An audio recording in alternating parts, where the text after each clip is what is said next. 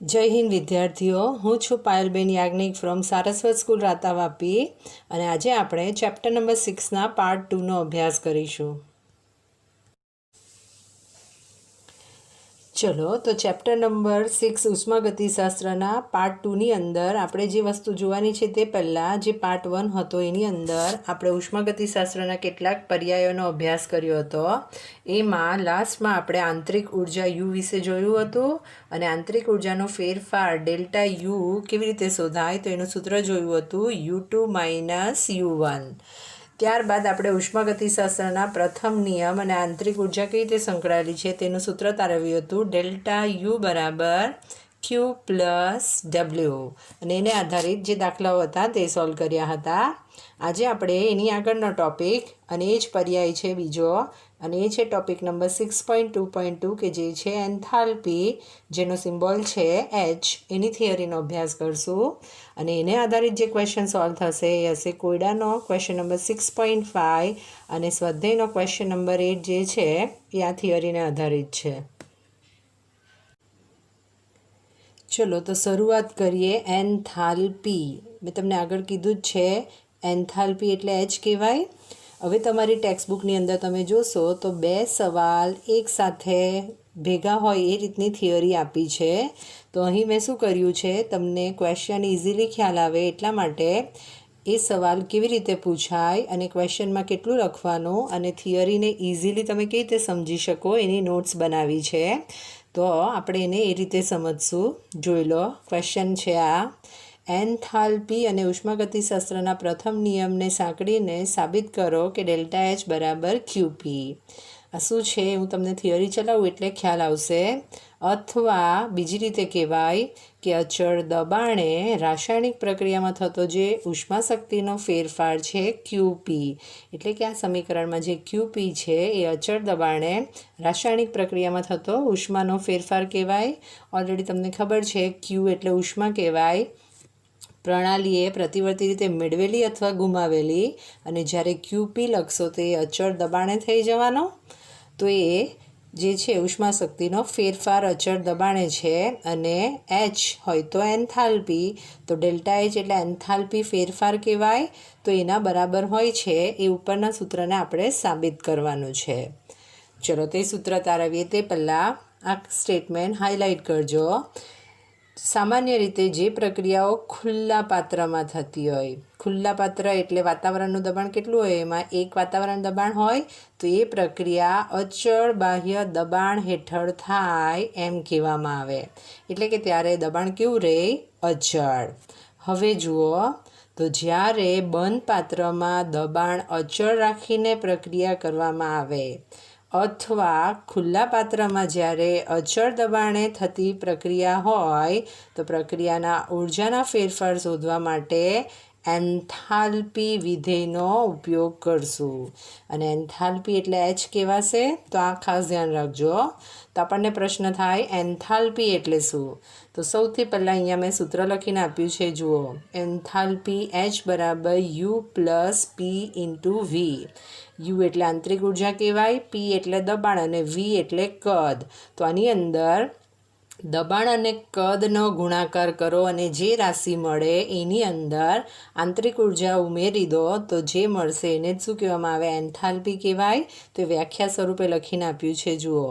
પ્રણાલીની આંતરિક ઉર્જા U અને પ્રણાલીના દબાણ તથા કદના ગુણાકાર જેટલી કાર્યશક્તિના જે કુલ સરવાળો હશે એને જ શું કહેવામાં આવે છે? એન્થાલ્પી. એ તમારે આ ખાસ ધ્યાન રાખવું પડશે, એન્થાલ્પીનું સૂત્ર. ચલો હવે એના આધારે આપણે ડેલ્ટા H બરાબર QP સૂત્રની તારવણી કરીએ.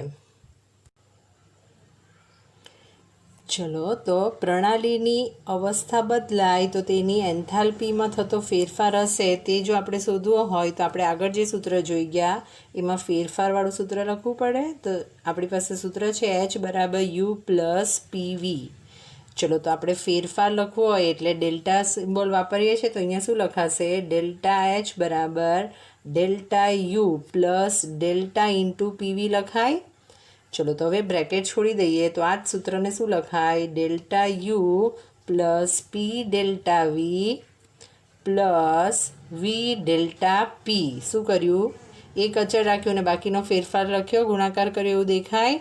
ચલો તો આની અંદર આપણને ખબર છે કે આપણને લખીને આપ્યું છે કે જે છે અચળ દબાણે કીધું.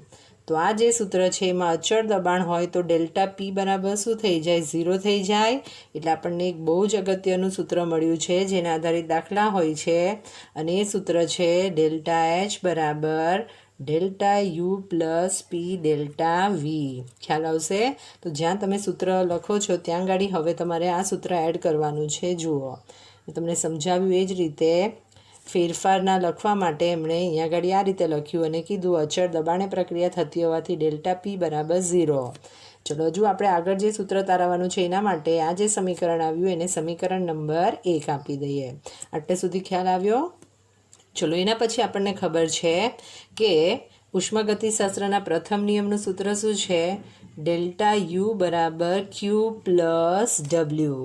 ચલો તો આ સૂત્રનો ઉપયોગ કેમ કરવાનો આવ્યો? તો એના માટે તમારે બે વસ્તુ ધ્યાન રાખવી પડશે. એક તો કાર્ય ડબલ્યુ જો તમારે જોવું હોય તો એનું સૂત્ર આવશે પી ઇન્ટુ V2 માઇનસ V1.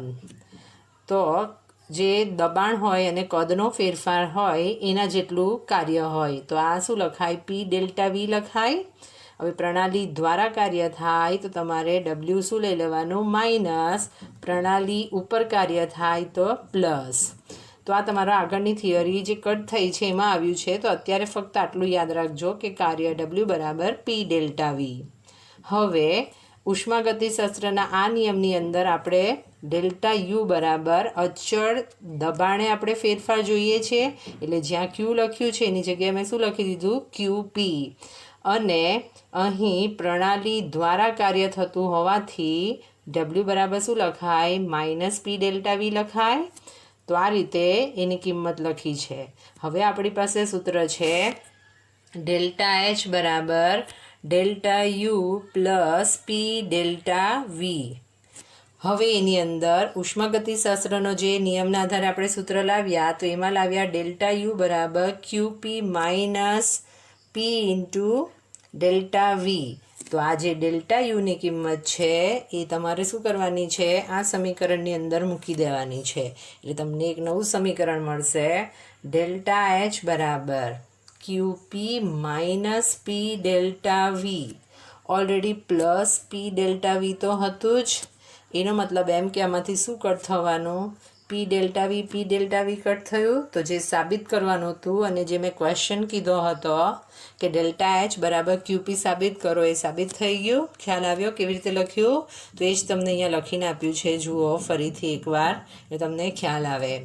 અહીંયા જે ડેલ્ટા યુની કિંમત આવી આપણે સમીકરણ 1માં મૂકી દીધી. માટે પી ડેલ્ટા વી કેન્સલ થઈ ગયું.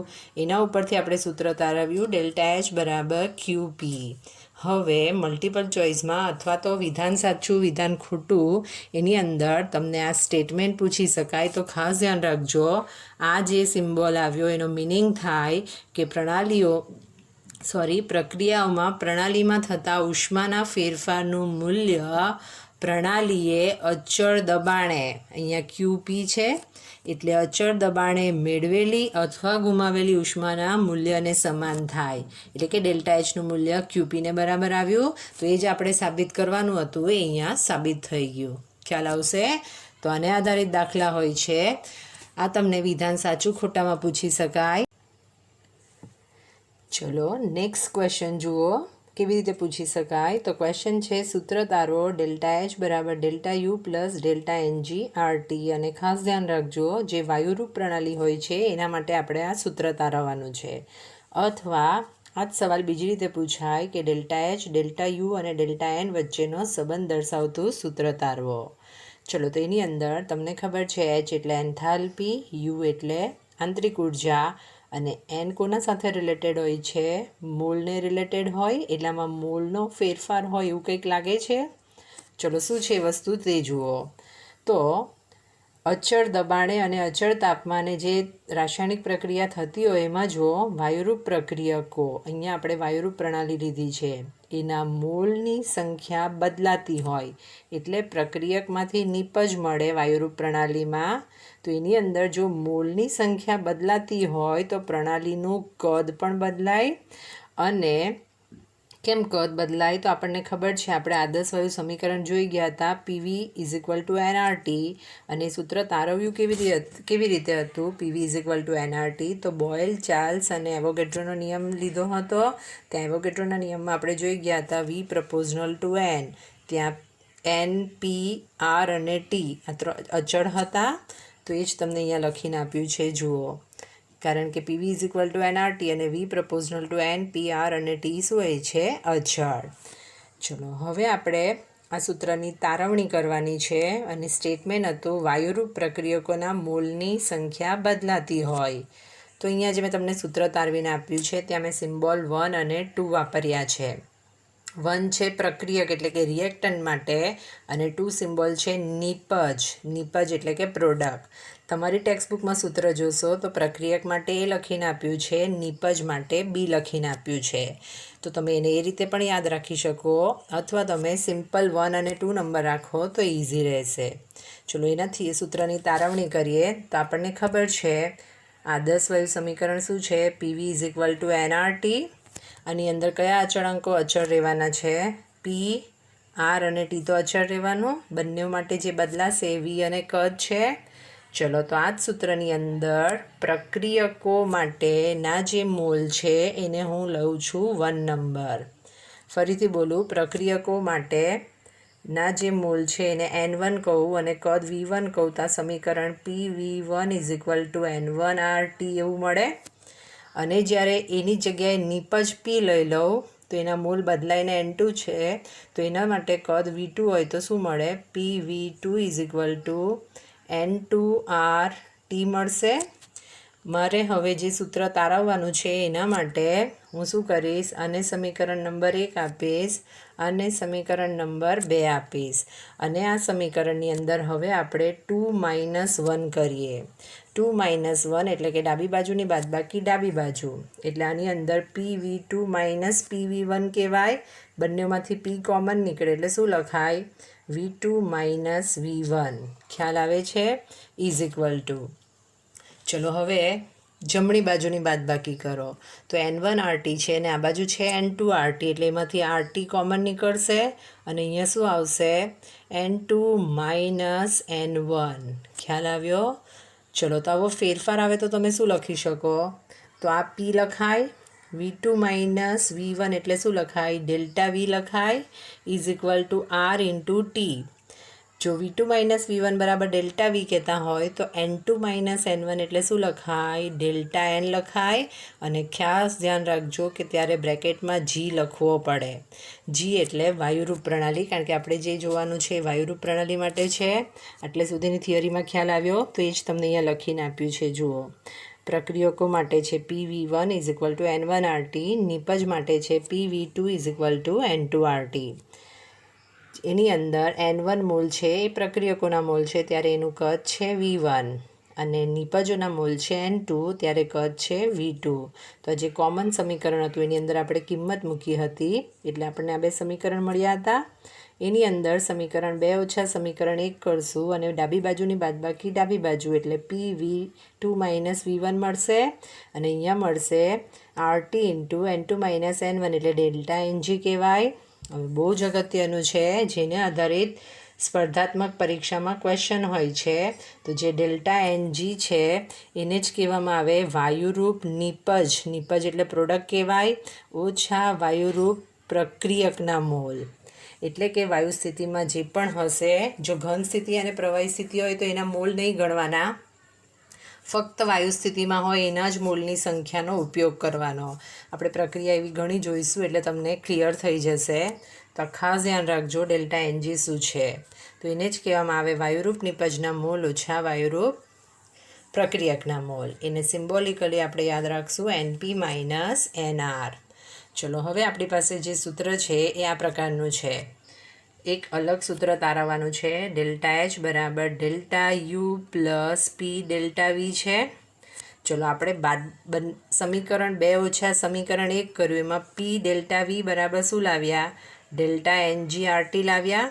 તો એ જ કિંમત આની અંદર મૂકી દઈએ તો આપણને જે સમીકરણ જોઈતું હતું તે મળી જશે. ડેલ્ટા એચ બરાબર delta U plus delta N G શું થશે આર ઇન્ટુ ટી થવાનું.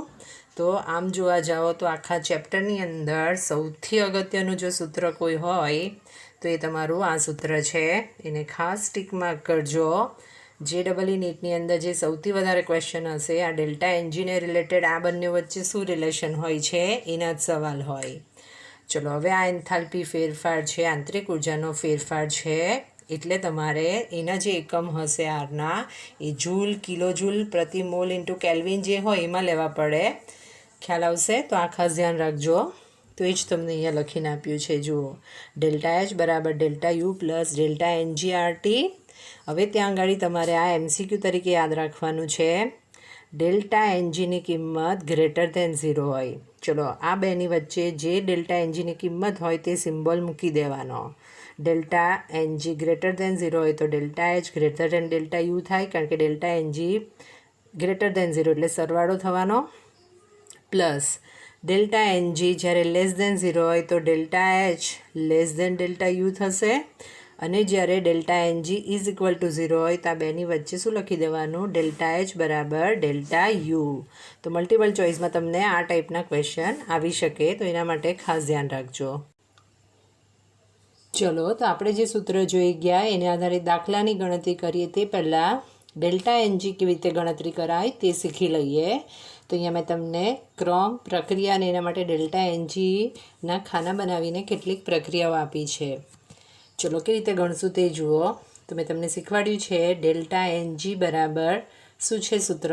સિમ્બોલિકલી આપણે લખીએ છીએ NP માઇનસ NR. NP એટલે શું યાદ રાખવા કીધું હતું? પ્રોડક્ટ. એના ઉપરથી જે તમારા સમીકરણ હશે એમાં જે વાયુરૂપ નિપજ હશે એના જે મોલ હશે, હવે નિપજ 1 કરતાં વધારે હોય તો બધાના મોલનો સરવાળો લેવાનો, ઓછા આર એટલે રિએક્ટન્ટ એટલે કે પ્રક્રિયક કહેવાય, વાયુરૂપ પ્રક્રિયકના મોલ. એની અંદર પણ જો મોલ 1 કરતાં વધારે હોય તો બધાના મોલનો સરવાળો લેવાનો. ચલો અહીંયા આગળ જે સમીકરણ લખીને આપ્યું છે પહેલું તે જુઓ. C સોલિડ સ્થિતિ પ્લસ O2 વાયુ સ્થિતિ ગીવ CO2. કાર્બન ઘન સ્થિતિમાં છે એટલે તો ગણતરીમાં લેવાનું જ નહીં આવે. વાયુરૂપ નિપજ, વાયુ સ્થિતિમાં નિપજ ખાલી CO2 છે, એની આગળ કંઈ લખીને નથી આપ્યું એટલે 1 કહેવાય, ઓછા વાયુરૂપ પ્રક્રિયક તો એ પણ એક જ પ્રોડક્ટ છે જે વાયુ સ્થિતિમાં છે O2, એની આગળ પણ કંઈ નથી એટલે 1 કહેવાય. માટે આ સમીકરણ માટે ડેલ્ટા એનજીની કિંમત કેટલી આવી કહેવાય? 0 આવી. તો ખ્યાલ આવી ગયો કેવી રીતે 0 આવ્યો? તો એ જ તમને અહીંયા ગણીને આપ્યું છે. જુઓ, ડેલ્ટા એનજી બરાબર NP માઇનસ NR એટલે કે 1 માઇનસ 1 બરાબર 0. ચલો હવે હું તમને સમીકરણમાં જ સીધું સમજાવી દઈશ. બીજું સમીકરણ જુઓ. N2 વાયુ સ્થિતિ પ્લસ 3 મોલ હાઇડ્રોજન વાયુ સ્થિતિ gives 2 મોલ્સ એમોનિયા NH3 વાયુ સ્થિતિ NP માઇનસ NR. વાયુ સ્થિતિમાં નિપજ બાજુ કેટલા મોલ આવ્યા કહેવાય? એમોનિયાના 2 મોલ આવ્યા વાયુ સ્થિતિમાં એટલે NP બરાબર 2 માઇનસ NR. હવે અહીંયા આગળ નાઇટ્રોજન પણ વાયુ સ્થિતિમાં છે અને હાઇડ્રોજન પણ વાયુ સ્થિતિમાં છે. નાઇટ્રોજન આગળ કંઈ નથી એટલે 1 પ્લસ હાઇડ્રોજન આગળ 3 છે એટલે ટોટલ કેટલા કહેવાય? 4 કહેવાય. 2 માઇનસ 4 એટલે કેટલો આન્સર આવશે? -2. તો એ જ તમને અહીંયા લખીને આપ્યું છે. ખ્યાલ આવી જશે? ચલો હવે સીધી ગણતરી કરીએ તે જુઓ. ત્રીજું સમીકરણ જુઓ. 6 મોલ કાર્બન સોલિડ તો લેવાનું જ નથી, plus 3 mall hydrogen gives C6H6 liquid form એટલે એ પણ નથી લેવાનું. તો આની અંદર વાયુરૂપ નિપજમાં કંઈ જ નહીં આવ્યું એટલે 0 લખીને આપ્યું. અને વાયુરૂપ પ્રક્રિયક છે એમાં હાઇડ્રોજન છે એની આગળ 3 છે એટલે 3 મોલ લખીને આપ્યા એટલે 0 -3 એટલે કેટલો આન્સર આવ્યો? -3. તો આ જે સમીકરણ આપ્યું હતું એના માટે ડેલ્ટા એનજીની કિંમત આવી -3. ચલો ચોથું સમીકરણ જુઓ. CH3CH2OH લિક્વિડ ફોર્મ એટલે એ પણ નહીં લેવાનું. Plus 3 mall O2 gives 2 mall CO2 plus 3 mall H2O liquid form એટલે એ પણ કાઢી નાખ્યું. ચલો આની અંદર જુઓ, વાયુ સ્થિતિમાં નિપજ કોણ છે? 2 મોલ CO2 કહેવાય એટલે ડેલ્ટા એનજીમાં NP બરાબર 2 લઈ લીધું. માઇનસ NR, ચલો વાયુ સ્થિતિમાં છે ઓક્સિજન એની આગળ 3 છે એટલે શું લખીને આપ્યું? 2 - 3 શું થઈ જાય? -1 થાય. ચલો આગળ જાઓ. 2 મોલ KClO3 સોલિડ ફોર્મ એટલે એ નથી લેવાનું. gives 2 moles KCl solid form એ પણ નથી લેવાનું. માત્ર 3 મોલ O2 મળે જે વાયુ સ્થિતિમાં છે અને તે નીપજ બાજુ છે એટલે 3 ઓછા આ બાજુ કંઈ નથી એટલે 0, તો એનો આન્સર શું આવશે? +3 આવે. ખ્યાલ આવે છે કેવી રીતે સોલ્વ કરીએ છીએ? એની આગળનું સમીકરણ જુઓ, છઠ્ઠું. C6H6 લિક્વિડ ફોર્મ આપણે તો ખાલી વાયુ સ્થિતિ જ લેવાનું. +7.5 O2 હવે એ વાયુ સ્થિતિમાં છે એટલે લેવું પડે. gives 6 મોલ CO2 વાયુ સ્થિતિ એટલે પણ લેવું પડે. +3 મોલ H2O લિક્વિડ ફોર્મ એટલે એને ચોકડી મારવી પડે. ચોલાની અંદર નિપજ વાયુરૂપ નિપજમાં CO2 આગળ 6 છે એટલે 6 મોલ લખ્યા અને વાયુરૂપ પ્રક્રિયકમાં O2 આગળ 7.5 છે. તો તમારી આ રીતે અપૂર્ણાંક સંખ્યા પણ આવી શકે. 6 - 7.5 એટલે શું આવે આન્સર? -1.5. ખ્યાલ આવ્યો? અને લાસ્ટ સમીકરણ જુઓ. CH4 વાયુ સ્થિતિ +2 મોલ્સ O2 વાયુ સ્થિતિ gives CO2 વાયુ સ્થિતિ +2 mall H2O liquid form. H2O liquid form એટલે એને તો ગણતરીમાં લેવાનું જ નથી. ચલો CO2 નિપજ બાજુ છે ને એના 1 મોલ આવ્યા એટલે NP = 1 લખી દીધું. અહીં CH4 પણ વાયુ સ્થિતિમાં છે અને O2 પણ વાયુ સ્થિતિમાં છે એટલે 1 + 2 એટલે ટોટલ કેટલા પ્રક્રિયક છે વાયુ સ્થિતિમાં? 3 છે એટલે 1 - 3 માટેનો આન્સર શું થઈ જશે? -2. તો ખ્યાલ આવી ગયો ΔNG કેવી રીતે ગણવાનું? તો આ ફર્સ્ટ સ્ટેપ જ એટલું અગત્યનું છે. તમારો ΔNG રોંગ ગણાયો એટલે તમારો આખો જે દાખલો હોય છે તે ખોટો પડે. તો ખાસ ધ્યાન રાખજો, ફક્ત ને ફક્ત વાયુ સ્થિતિમાં હોય તેના જ મોલ લેવાના છે અને અહીંયા નિપજ ઓછા પ્રક્રિયક છે. ચલો સૌથી પહેલો ક્વેશ્ચન જુઓ. એ છે કોયડાનો ક્વેશ્ચન નંબર 6.5. રકમ છે પાણીની બાષ્પ સંપૂર્ણ વાયુ છે એમ ધારીને 1 મોલ પાણીનો 1 બાર દબાણે અને 100 ડિગ્રી સેલ્સિયસ તાપમાને મોલર એન્થાલ્પી ફેરફાર ΔH કહેવાય. એની વેલ્યુ તમને આપી છે 41 કિલોજૂલ પ્રતિ મોલ. તો તમારે આંતરિક ઉર્જાના ફેરફારની ગણતરી કરવાની છે અને એની અંદર 2 ક્વેશ્ચન પૂછ્યા છે. એ બંને ક્વેશ્ચનને કેવી રીતે સોલ્વ કરાય એ મેં બંનેને અલગ રીતે આ રીતે લખીને આપ્યું છે. તો પહેલો ક્વેશ્ચન જુઓ. તમને પૂછવામાં આવ્યું છે કે 1 મોલ પાણીને 1 બાર દબાણે 100 ડિગ્રી સેલ્સિયસ તાપમાને બાષ્પમાં ફેરવવાનું છે. પાણીને બાષ્પમાં ફેરવો એવું કીધું છે તો તમારે જાતે એનું સમીકરણ ડિસાઈડ કરવું પડે. તો પાણી એટલે લિક્વિડ ફોર્મ કહેવાય H2O, એને એના બાષ્પમાં ફેરવવાનું એટલે H2O ગેસ થશે. ખ્યાલ આવશે? આપણને ΔH આપી દીધો છે અને આપણને ΔU પૂછ્યું છે તો કમ્પલસરી હવે બીજું કંઈ નથી તો ΔH = ΔU plus ΔNG RT વાળું સૂત્ર વાપરીએ. આપણને ખબર છે કેટલો લેવાનો, T આપણને આપેલું છે તો આપણને ΔU મળી જશે. ચલો જુઓ કેવી રીતે. તો ΔNG ગણવું હોય તો મેં તમને અત્યારે જ શીખવાડ્યું. ΔNG એટલે NP - NR છે, વાયુરૂપ નિપજના મોલ. પાણી આગળ કંઈ નથી એટલે 1 કહેવાય. વાયુરૂપ પ્રક્રિયકના મોલ તો H2O લિક્વિડ છે, વાયુ સ્થિતિ હોય તો જ લેવાય એટલે 1 - 0 એટલે કે આ સમીકરણ માટે ΔNGની કિંમત 1 આવી કહેવાય. ચલો આપણી પાસે સમીકરણ છે ΔH = ΔU plus ΔNG RT. હવે ખાસ ધ્યાન રાખજો, આ કિલોજૂલમાં આપ્યું છે એટલે આરની કિંમત કિલોજૂલમાં લેવાનું. જૂલમાં છે 8.314. તો આમાં તમને જે ગણતરી કરીને આપી છે એમાં 8.3 લઈને આપ્યું છે તો એને મેં 10⁻³ વડે ગુણી દીધું એટલે એની વેલ્યુ શું થઈ જવાની? કિલોજૂલ પ્રતિ મોલ કેલ્વિન થવાની. તો એના ઉપરથી આપણે ΔUને સૂત્રનો કરતા બનાવીએ તો ΔU = ΔH - ΔNG RT થશે.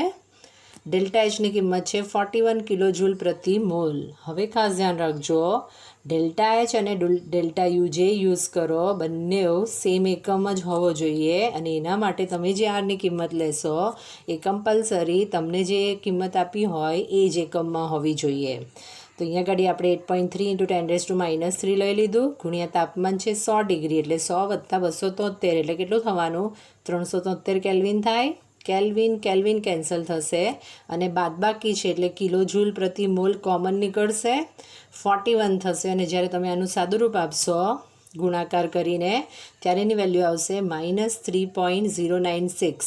માઇનસ તો ઓલરેડી છે જ, ગુણાકારની વેલ્યુ 3.096. અને જ્યારે તમે સાદુરૂપ આપશો તો ડેલ્ટા યુની કિંમત આવશે 37.904 કિલો જૂલ પ્રતિ મોલ.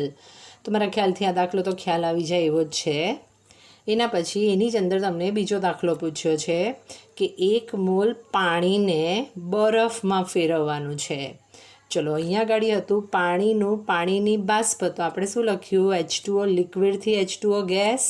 તો હવે આપણને 1 મોલ પાણી કીધું છે અને એને બરફમાં રૂપાંતરિત કરવાનું. બરફ એટલે પાણીનું ઘન સ્વરૂપ કહેવાય, એટલે શું લખાય? H2O liquid gives H2O solid. અને એના માટે પણ આંતરિક ઉર્જાનો ફેરફાર જ શોધવાનું છે, એટલે સેમ મેથડ આવશે. ડેલ્ટા એનજી ગણી કાઢીએ અને પછી કિંમત મૂકી દઈએ.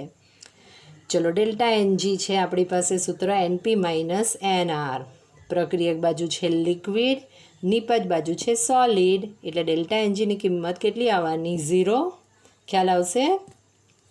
ચલો, તો આપણી પાસે સૂત્ર છે ડેલ્ટા એચ બરાબર delta U plus delta NG RT. તો સિમ્પલ ખ્યાલ આવી જાય. જો આ ટાઈપના ક્વેશ્ચન JEE નીટમાં પૂછાય, આમાં કોઈ જ ગણતરી નહીં આવે. આમાં ડેલ્ટા એનજી 0 આવી ગયું એટલે આખી આ પદ છે 0 ગુણ્યા કંઈ પણ કરો એટલે 0 થઈ જાય. તો તમારો જે ડેલ્ટા એચ આવ્યો એ જ શું કહેવાય? ડેલ્ટા યુ કહેવાય. તો આ ટાઈપના ક્વેશ્ચન ઘણીવાર પૂછાય. તો ડેલ્ટા એચની કિંમત આપી હતી આપણને 41 કિલો જૂલ પ્રતિ મોલ. એના ઉપરથી આપણે કહી શકીએ કે આપણા ડેલ્ટા યુની કિંમત પણ આ દાખલા માટે તો આ જ રીતની આવશે. ખ્યાલ આવ્યો મેં કેવી રીતે ગણ્યું? ચલો, હવે આપણે જોઈએ આ થિયરીને આધારિત જે સ્વાધ્યાયમાં ક્વેશ્ચન છે, અને એ છે ક્વેશ્ચન નંબર 6.8. રકમ જોઈ લો.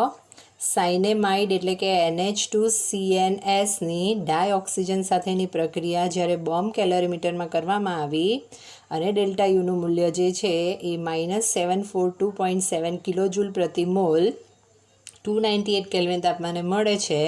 તો નીચે આપેલી પ્રક્રિયાનો તમારે 298 કેલ્વિન તાપમાને એન્થાલ્પી ફેરફાર શોધવાનું છે. ચલો, તમારી ટેક્સ્ટબુકમાં જુઓ. જે રકમ આપી છે એમાં NH2CN સોલિડ ફોર્મમાં આપ્યું છે.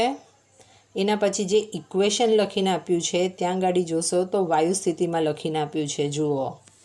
અને તમારી ટેક્સ્ટબુકમાં જે પાછળ આન્સર લખીને આપ્યો છે એ તમારો NH2CNને જ્યારે તમે વાયુ સ્થિતિમાં લઈને ગણશો તો તેવો આન્સર આપ્યો છે. એકચ્યુઅલમાં જે NH2CN હોય છે સોલિડ ફોર્મમાં લેવાનો હોય છે. તો પહેલાં તો આ ઇક્વેશનમાં કરેક્શન કરો. NH2CN solid form plus 3/2 O2 વાયુ સ્થિતિ gives N2 વાયુ સ્થિતિ પ્લસ CO2 વાયુ સ્થિતિ પ્લસ H2O લિક્વિડ ફોર્મ. એકદમ નાનો ચેન્જ આવશે, પણ શું ચેન્જ છે હું તમને પહેલાં સોલિડ લઈને દાખલો કરાવું પછી સમજાવું. ચલો, તો આ ઇક્વેશન માટે આપણને આગળ જોઈએ તેમજ ડેલ્ટા યુની કિંમત આપી છે આમાં અને ડેલ્ટા એચની કિંમત પૂછી. તો સૂત્રો તો આપણે જ વાપરવાના, કારણ કે બીજું કોઈ નથી ડિટેલ આપી.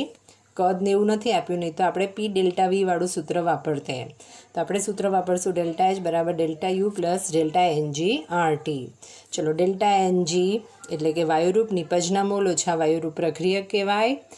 નિપજમાં H2O લિક્વિડ ફોર્મ છે, તે સિવાય જે બાકી છે એ છે N2 અને CO2. બંનેની આગળ કંઈ નથી એટલે 1 કહેવાય, એટલે 1 + 1 એટલે 2 આવી ગયા.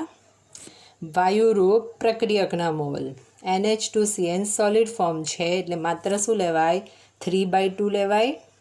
અહીંયા કરેક્શન કરજો, 3/2 એટલે અહીંયા આગળ શું આવશે? 4 - 3/2.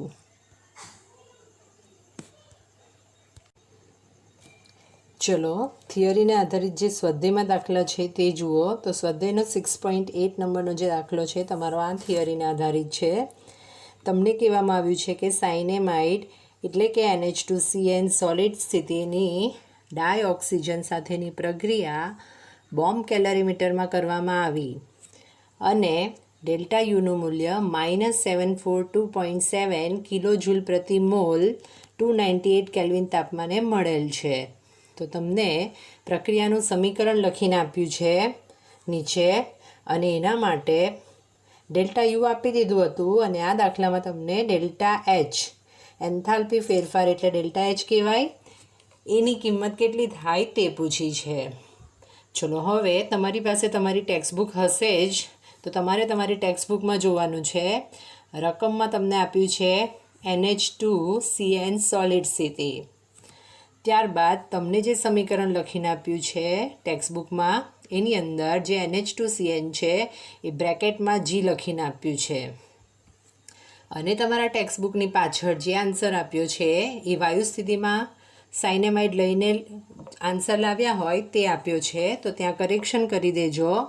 જે સાયનેમાઇડ છે એ આપણે સોલિડ ફોર્મમાં લેવાનો છે, તો જ તમારો દાખલાનો જવાબ રાઈટ આવશે. ખ્યાલ આવશે? ચલો, અત્યાર સુધી ડેલ્ટા એચની કિંમત આપી હતી અને ડેલ્ટા યુની કિંમત પૂછી હતી. આ દાખલામાં આપણને ડેલ્ટા યુની કિંમત આપી છે અને ડેલ્ટા એચ પૂછ્યો કહેવાય. એટલે આપણે સૂત્ર તો વાપરશું ડેલ્ટા એચ બરાબર delta U plus delta NG RT વાળું જ. એના માટે આપણે પહેલાં ડેલ્ટા એનજી શોધવું પડે. મેં તમને અત્યારે શીખવાડ્યું ડેલ્ટા એનજી એટલે વાયુરૂપ નિપજના મોલ ઓછા વાયુરૂપ પ્રક્રિયકના મોલ કહેવાય. તો આ સમીકરણમાં નિપજમાં છે N2 વાયુ સ્થિતિ, CO2 વાયુ સ્થિતિ પ્લસ H2O લિક્વિડ ફોર્મ. એટલે H2Oના મોલ તો લેવાના જ નથી. નિપજ બાજુ આવ્યા N2નો 1 મોલ વત્તા CO2નો 1 મોલ એટલે ટોટલ 2 મોલ કહેવાય. અને જે પ્રક્રિયક છે એની બાજુ NH2CN સોલિડ ફોર્મમાં છે. તે સિવાય જે બાકી રહી ગયું એ છે 3/2 મોલ O2. અને જ્યારે તમે એ કિંમત NR તરીકે લેશો તો 2 - 3/2 એટલે શું થાય? 4 - 3/2 થાય. એટલે થઈ જવાનું +1/2 એટલે થઈ જશે 0.5. હવે જો તમે આને વાયુ સ્થિતિની સોલિડની જગ્યાએ વાયુ સ્થિતિ લેતે તો એને પણ કાઉન્ટ કરતે તો ચેન્જ એ આવતે કે અહીંયા તમારું -0.5 આવતે. ચલો, હવે આપણી પાસે સૂત્ર છે ડેલ્ટા એચ બરાબર delta U plus delta NG આરટીની અંદર બધી કિંમત મૂકી દઈએ. શું ધ્યાન રાખવાનું છે? તો અહીંયા જે ડેલ્ટા યુ છે કિલો જૂલ પ્રતિ મોલમાં છે એટલે આપણે આરની કિંમત કિલો જૂલમાં લઈશું. તો અહીંયા આગળ જુઓ ડેલ્ટા યુની કિંમત લખી છે. ડેલ્ટા એનજી આપણે લાવ્યા 0.5. આરની કિંમત છે 8.314 × 10⁻³ કિલો જૂલ પ્રતિ મોલ ઇન્ટુ કેલ્વિન છે. અને આ 298 કેલ્વિન આવ્યું એટલે કેલ્વિન કેન્સલ થશે. બંનેનો સરવાળો છે ને કોમન છે એકમ, તો એ આપણે કોમન કાઢશું એકમ. અને જ્યારે તમે આ પદનું સાદુરૂપ આપશો તો વેલ્યુ આવશે +1.2. અને લાસ્ટ જ્યારે સાદુરૂપ આપશો તો એ વેલ્યુ હશે -741.5 કિલો જૂલ પ્રતિ મોલ. તો ખ્યાલ આવી ગયો આખો દાખલો કેવી રીતે ગણ્યો? એકચ્યુઅલમાં આ દાખલાની અંદર તમારે ખાલી સરવાળા બાદબાકી જ કરવાના હોય છે જુઓ. પણ એની અંદર જો તમે સ્ટાર્ટિંગનું પહેલું પદ ડેલ્ટા એનજી જ રોંગ ગણી કાઢ્યું તો તમારા સીધા માર્ક્સ કટ થઈ જાય. એટલે જ્યારે પણ ડેલ્ટા એનજી ગણો ત્યારે ખાસ ધ્યાન રાખજો.